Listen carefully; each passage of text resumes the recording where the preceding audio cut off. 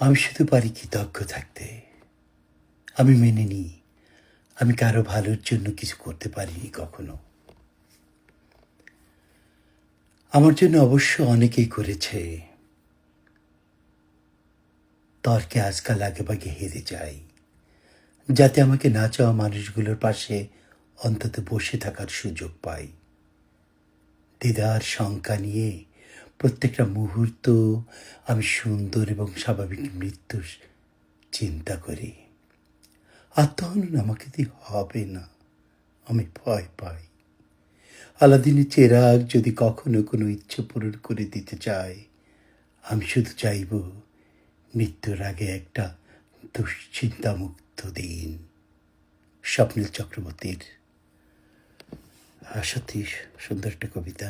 Thank you স্বপ্নীল চক্রবর্তীকে, ধন্যবাদ।